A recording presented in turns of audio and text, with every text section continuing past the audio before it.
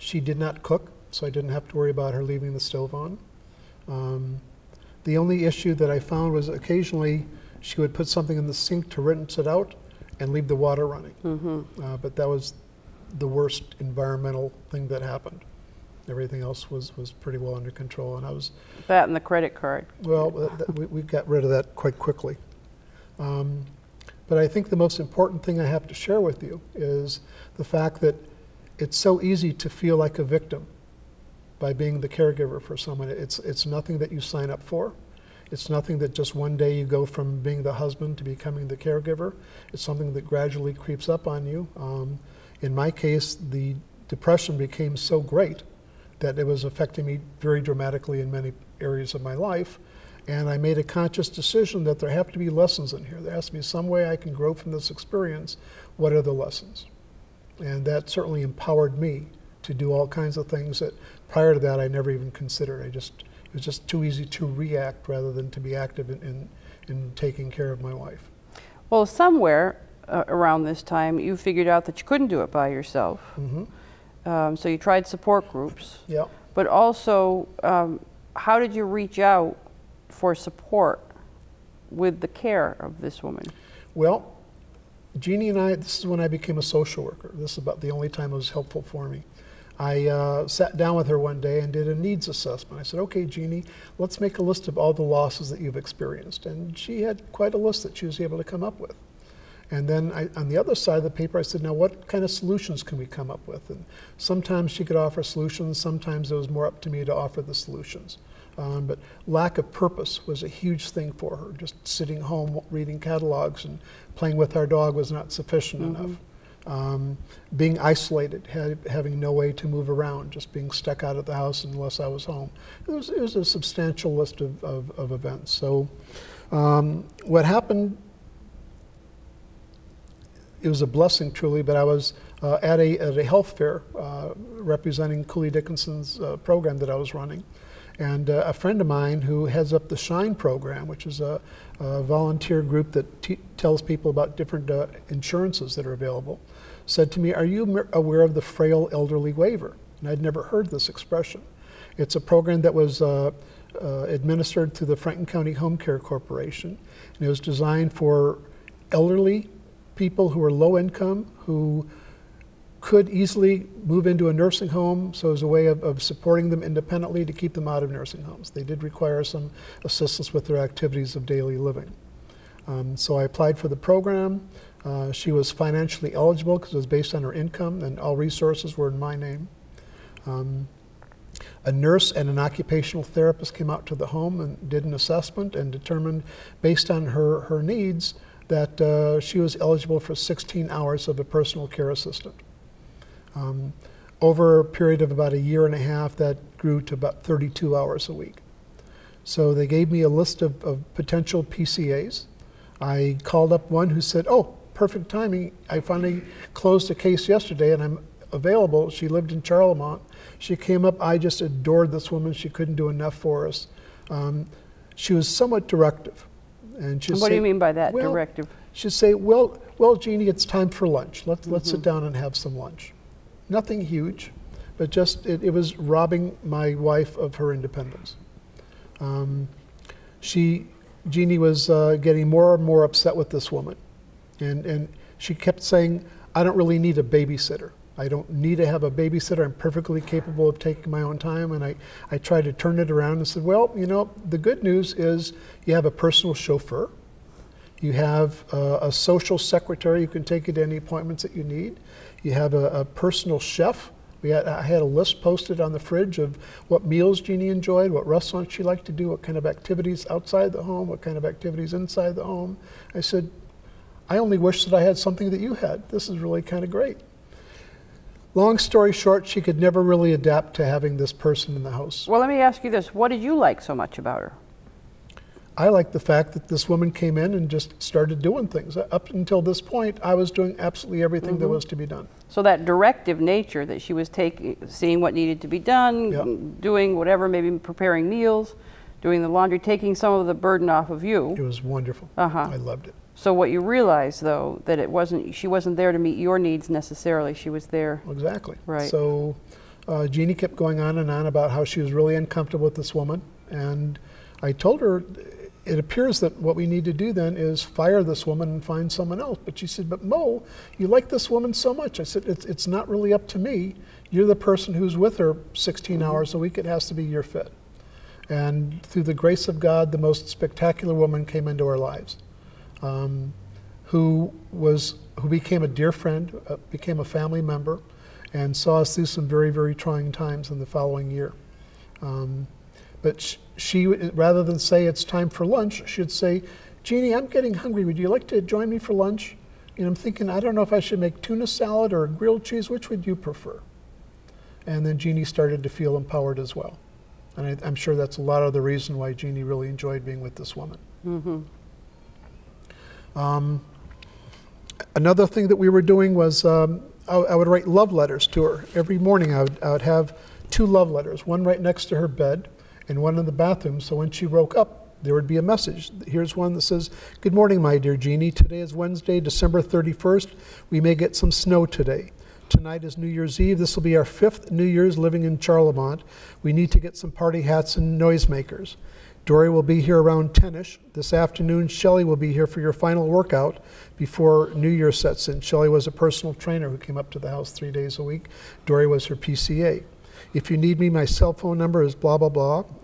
My dearest, I want to thank you for these past 30 years together, and I want you to know that I love you more with each passing day. And today's thought, it's not what you have in your life, but who you have in your life that counts. After Jeannie went into the nursing home, I found that she had a whole drawer of these letters. I never knew what happened to them.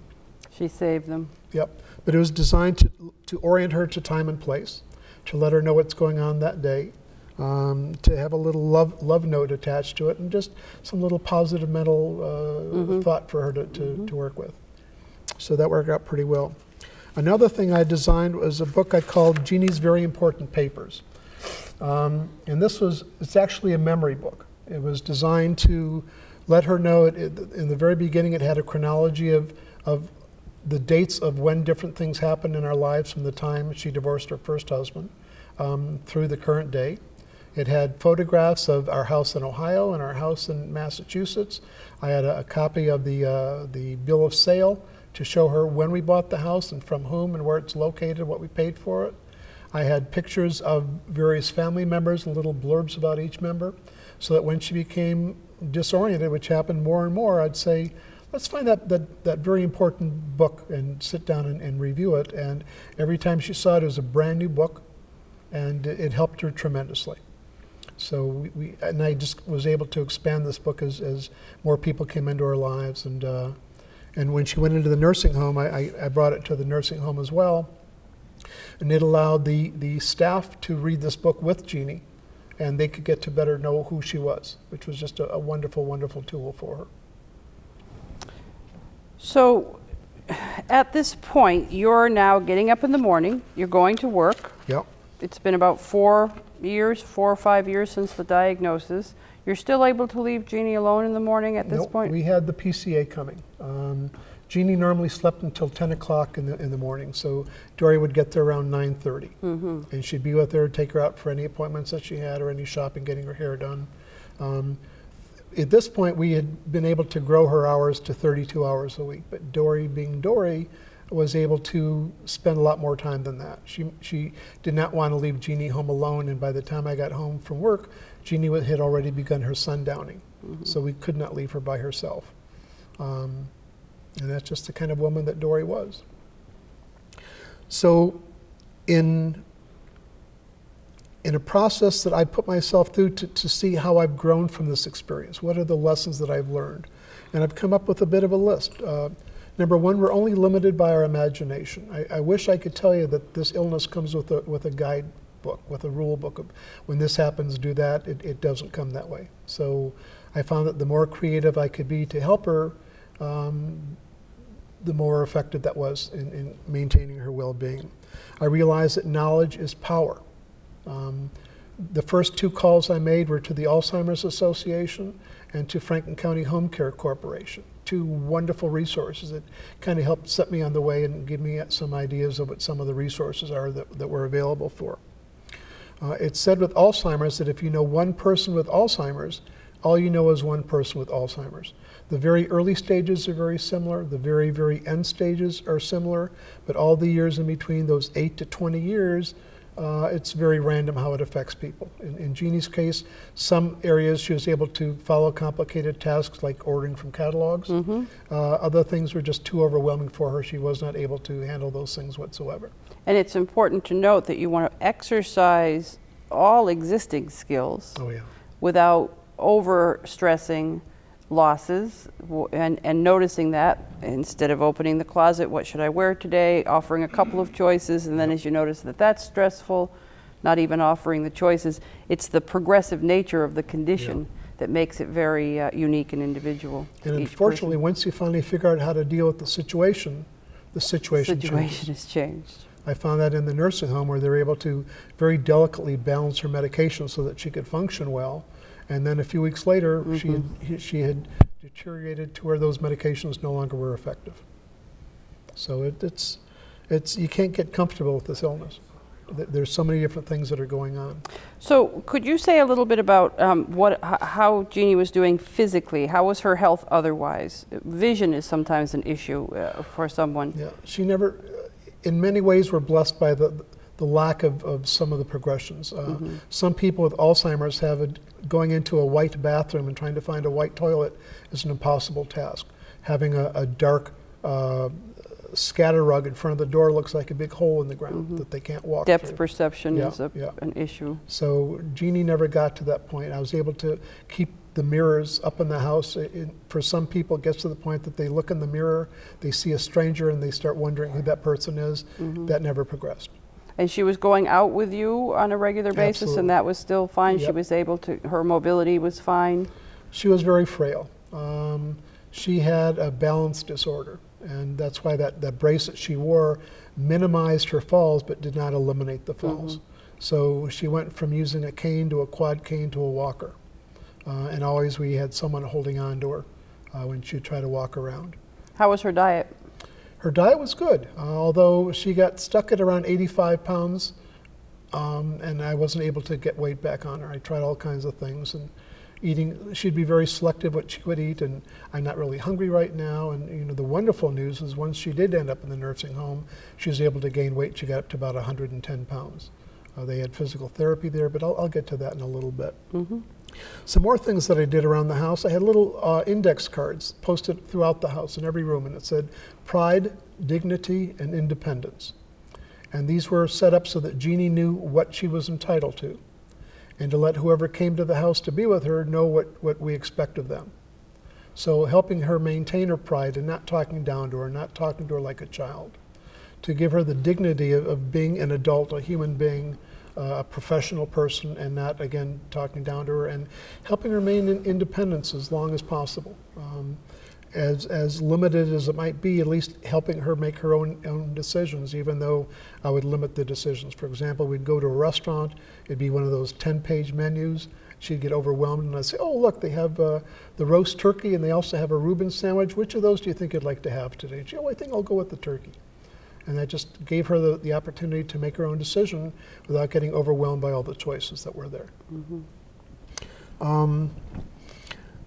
Some of the direct lessons I learned about my wife is not to talk about her, but talk to her.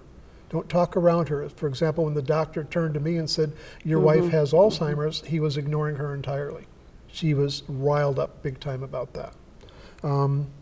When she would say something that was wrong, there was absolutely no reason on earth to correct her. I would acknowledge it, and then I'd redirect her to talk about something else, rather than she'd talk about her parents going to visit her parents. Well, parents were both dead. Her mother died 3 months after we moved to Massachusetts. But rather than say, no, no, no, mom's dead now, that doesn't serve her whatsoever. So that's something we call validation. Yep. So on the one hand, you're saying that you want to exercise existing skills and you want to give her the notes each day to orient her, but on the other hand, you're saying you don't necessarily want to correct or tell her if she's asking for her mother that her mother died.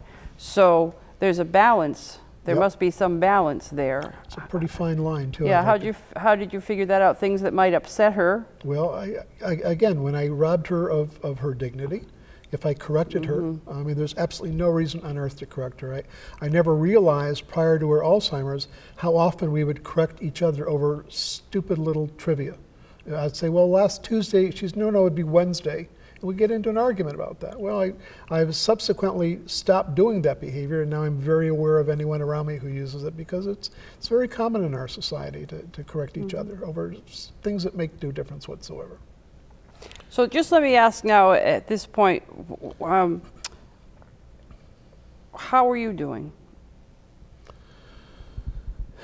Well, sorry about the sigh.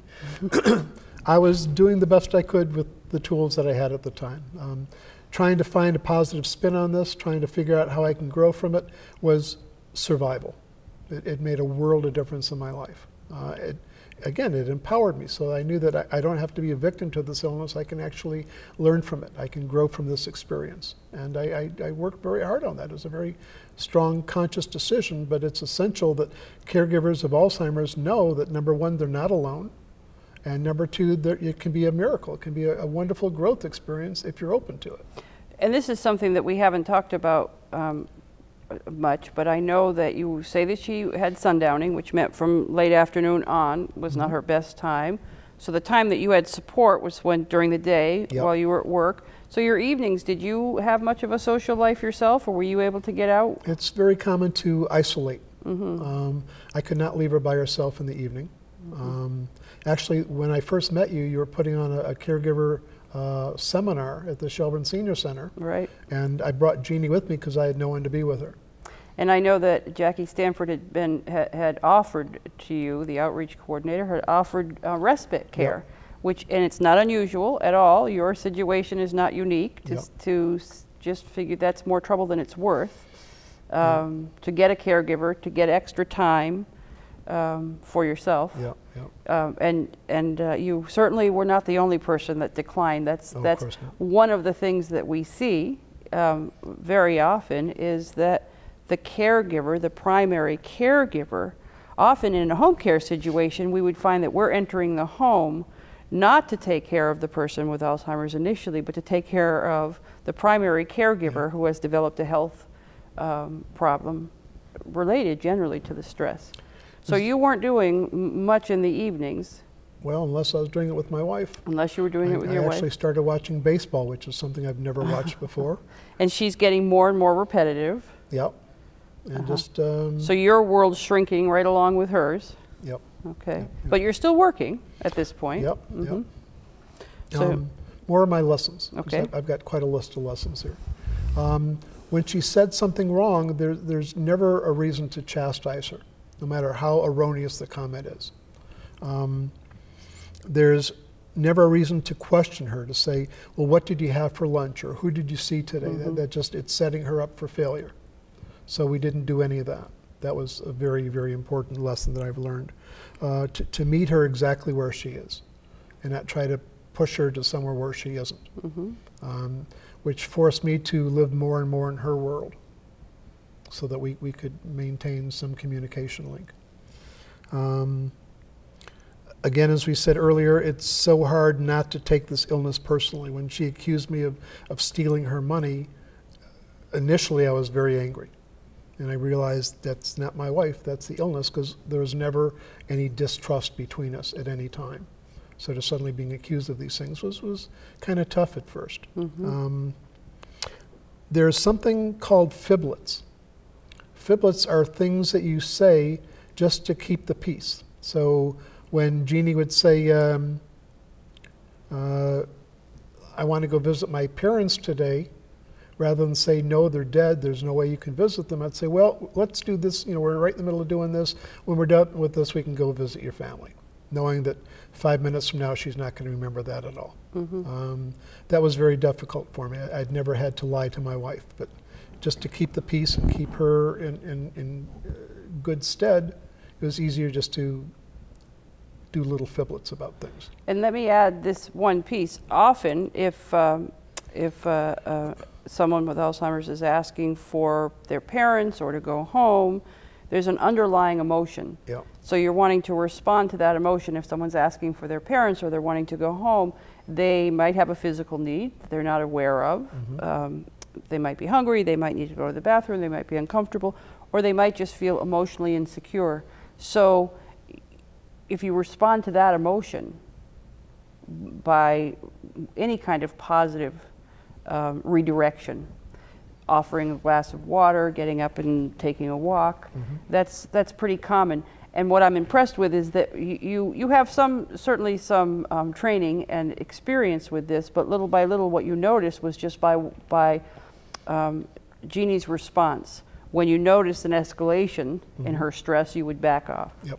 So that's what we call validation rather than reality orientation. But you just kind of picked up on it. And not to say, I mean, it's very common for people to ask for their parents. And I mean, I feel that from time to time myself, that I would just like to be able to just go home again. I could be sitting in my living room when I feel it.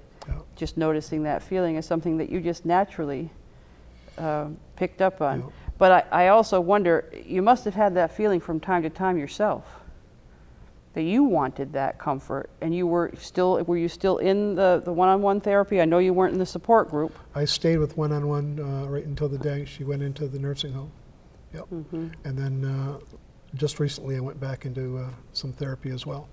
And you were working, so that gave you some socialization. But more lessons that I learned. There were 2 instances in 8 years where I was very tired, I was very stressed. She would sit there and keep asking the same question over and over again, and twice I lost it. And I said, well, I've just told you that 5 different times, you're not listening to me, and I just would explode. And then as soon as I would say this, Jeannie would start crying because she upset me. And I would start crying because I just yelled at my wife who has this terrible illness. And I was told that you have to remember that you're only human. And it's okay to experience this stuff as long as it's not a pattern, it's part of life. So that was a very, very tough one. A huge lesson that I learned is how essential it is for a person with Alzheimer's to have a dedicated advocate, to have someone who can buffer all the bureaucracies and medical people to take care of. I know my wife's needs far better than any physician. An example, she had a heart attack. She ended up down at Bay State. The cardiologist came into the room and said, well, it appears that your wife is having a heart attack and I'm going to be doing a bypass surgery. And I questioned this doctor and I said, well, I don't know where you're basing this on. You haven't diagnosed it. She's had no angiogram. So what are you basing this on? I said, do you know her health history? Do you think, how well will she recover from such a thing? And he said, well, you're talking like you're a doctor. I said, no, I'm not a doctor, but I had bypass surgery and I know how it knocked the stuffing out of me and I don't think my wife would survive.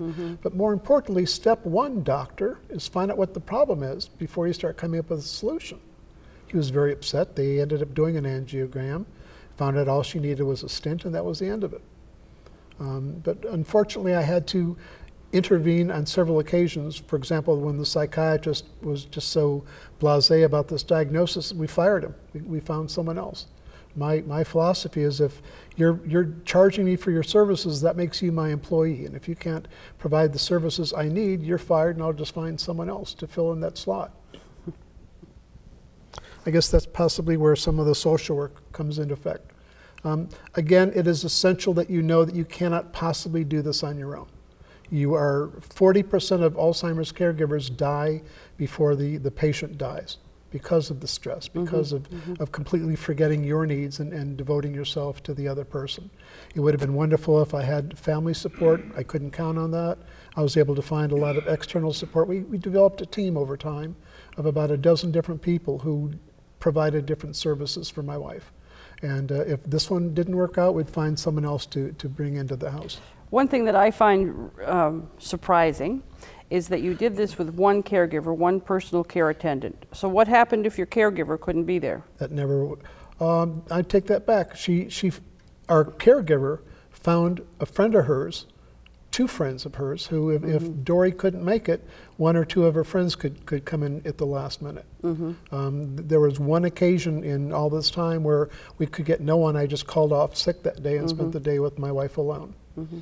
But something that we also know from experience is that really it takes a whole team. Oh, absolutely. And that's a tough one, because the family, the individual with the diagnosis really doesn't want a lot of different faces.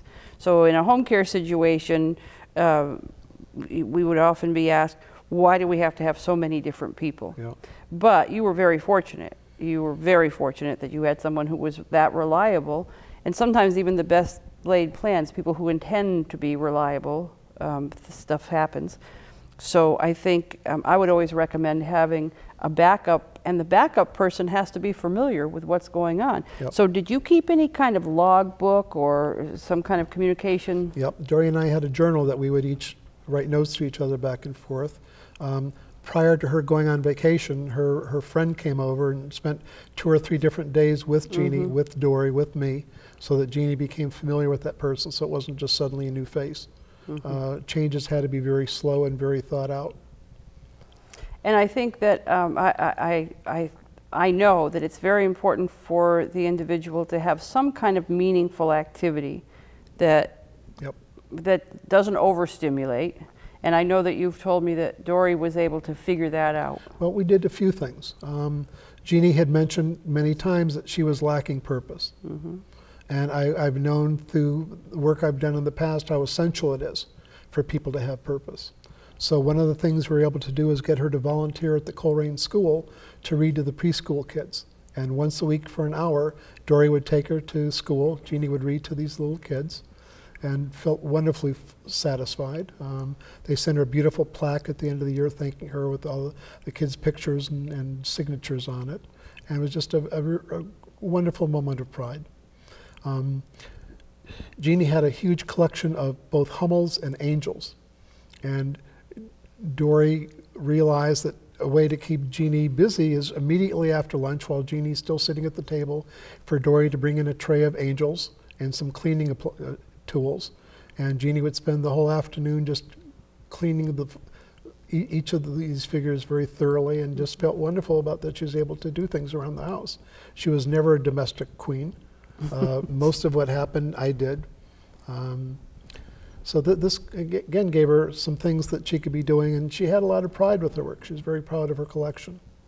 And that's something that now we call habilitation rather than rehabilitation, just providing the person with the opportunity to stay engaged in life. Yep. And meaningful activity, yep. Whatever that might be. It might be folding. It's an activity that I've found, yep. That works, folding or sorting. Yep. And you know, it doesn't, and thanking and be, you know, it's pretty basic stuff, but being able to feel like you're contributing and that you're able to successfully accomplish the task and that you're contributing something meaningful. Sure.